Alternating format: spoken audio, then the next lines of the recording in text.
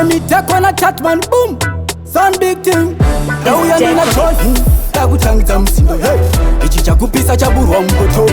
Saka ndisutine style and pattern. Takutatamura ngoma mtatata. Ngoma ekatoni ngava uye kuno. Ma DJ ane style and manama. Ungosika chete dance atotanga. Ungosika chete dance atotanga. Fancy, nishoere, choputisa dance. Nishoere, daira ikatizwe. Nishoere, kana mangoti kete kwa kete. Toti kumafancy. Nishoere, choputisa dance. Nishoere, daira ikatizwe. Nishoere, kana mangoti kete kwa kete. Nakuro wakwesa, shagufura mita. Mamwe vatatosuona ini ndavapita. Nangu ikarenda rakava kuna chacha. Saka ndauya kasema gesi ndakachacha. Tianiko akutaura chuma jotiko. Takubvirisa motova nikatatiko. Pari pamangoma tova techa action. Tova tagadzirisa makorektion. Apa ndina DJ wani masaka.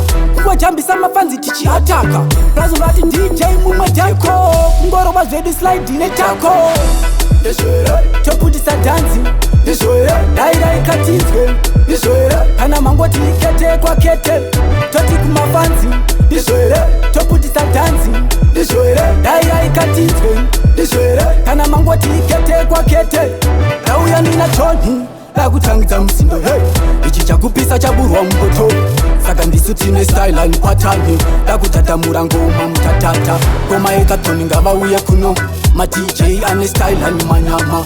Ungosika chete dance atotanga.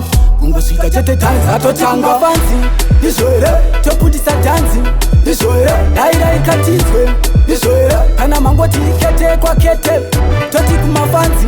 Nishoere, choputisa dance. Nishoere, daira ikatizwe. Nishoere, kana mangoti kete kwa kete.